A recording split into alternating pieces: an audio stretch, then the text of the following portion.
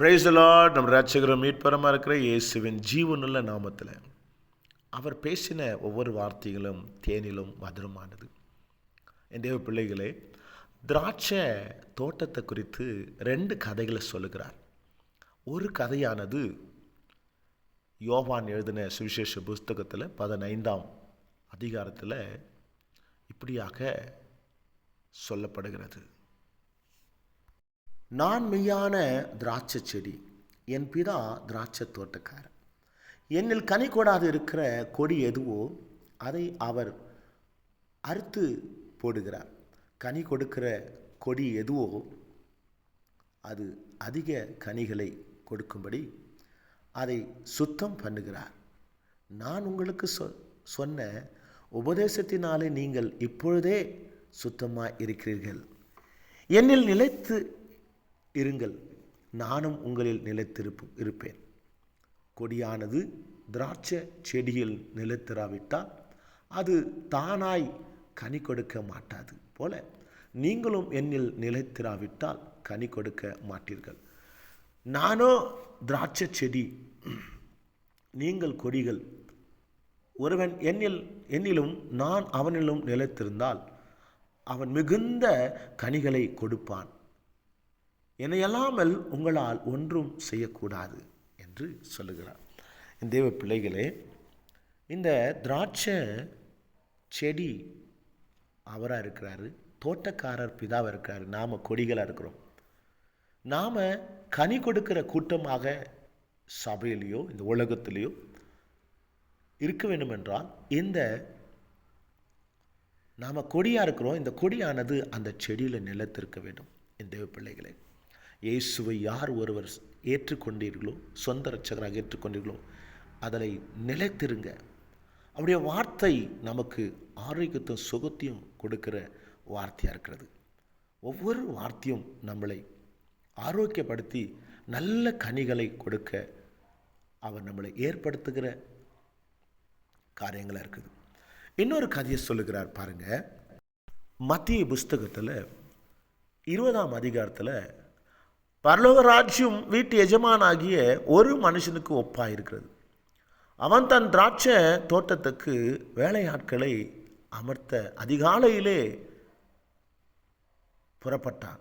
வேலை ஆட்களுடன் நாளொன்றுக்கு 1 பணம் கூலி பேசி அவர்களை தன் திராட்சை தோட்டத்துக்கு அனுப்பினான். 3ஆம் மணி வேளையிலும் அவன் புறப்பட்டு போய் கடை தெருவிலே சும்மா நிற்கிற வேறு சிலரை கண்டு, நீங்களும் திராட்சை தோட்டத்துக்கு போங்கள், நியாயமானபடி உங்களுக்கு கூலி கொடுப்பேன் என்றார். அவர்களும் போனார்கள். மறுபடியும் 6ஆம் 9ஆம் மணி வேளையிலும் அவன் போய் அப்படியே செய்தான். 11ஆம் மணி வேளையிலும் அவன் போய் சும்மா நிற்கிற வேறு சிலரை கண்டு, நீங்கள் பகல் முழுவதும் இங்கே சும்மா நிற்கிறது என்ன என்று கேட்டான். அதற்கு அவர்கள் ஒருவரும் எங்களுக்கு வேலையிடவில்லை என்றார்கள். அவன் அவர்களை நோக்கி, நீங்களும் திராட்சை தோட்டத்துக்கு போங்கள், நியாயமானபடி கூலி பெற்றுக்கொள்வீர்கள் என்றான் என்று இந்த திராட்சை தோட்டக்காரனுடைய கதை சொல்லப்படுகிறது. என் தேவ பிள்ளைகளே, நம்முடைய ஆவிக்குரிய ஜீவியத்துக்கு இதை நாம் எப்படி எடுத்துக்கொள்ள முடியும் என்றால்,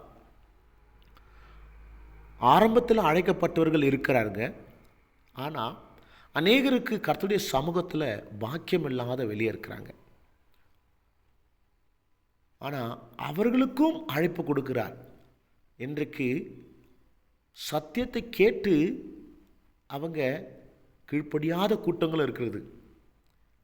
சத்தியமே போய் அவங்களுக்கு சேராமல் அவங்க நல்ல உள்ளத்தோட காத்திருக்கிற கூட்டங்களும் இருக்கிறது. அப்பொழுது பல வருஷமாக ஒரு கூட்டம் சபையில் இருக்கிறது.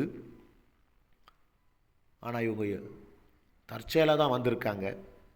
ஆனால் எஜமானுடைய கூலி என்னன்னு கேட்டாக்கா எல்லாருக்கும் ஒரே கூலியாக இருக்கிறது. ஆனால் அதை பார்த்து நாம் பொறாமப்படக்கூடாது. பொறாமப்படாத அவனவனுக்கு என்ன கூலி வைத்திருக்காரோ அவனவன் அதை பெற்றுக்கொண்டு அதில் நம்ம மகிழ்ந்து சந்தோஷமாக சாட்சியாக இருக்க வேண்டும். அவர் நல்ல மேய்ப்பன், அவர் நல்ல எஜமான், அவர் நல்ல திராட்சை செடி. இந்த திராட்சை செடியில் நம்ம நிலைத்திருக்க வேண்டுமென்றால் அவருடைய வார்த்தையை கேட்டு எந்த நாளிலே கனி கொடுக்கிற மிகுந்த கனி கொடுக்கிற கூட்டமாக எழும்பி பிரகாசிங்க. இந்த பிள்ளைகளே, பரலோக ராஜ்யத்தில் எல்லாரையும் ஒரே விதமாக நேசிக்கிற குணம், மாறாத குணம் ஒன்று உண்டு. அந்த அன்பு விலையேற பெற்றது, குற்றமில்லாதது. நம்முடைய பாவங்கள் கரை திரைகளெல்லாம் எடுத்து போட்டு நம்மளை சுத்தப்படுத்துகிற ஒரு எஜமான் நமக்கு கிடைச்சிருக்கார். இந்த பிள்ளைகளே, இந்த நாள் கர்த்தர் உங்களை மகத்துவமாக ஆசீர்வதிப்பாராக. God bless you.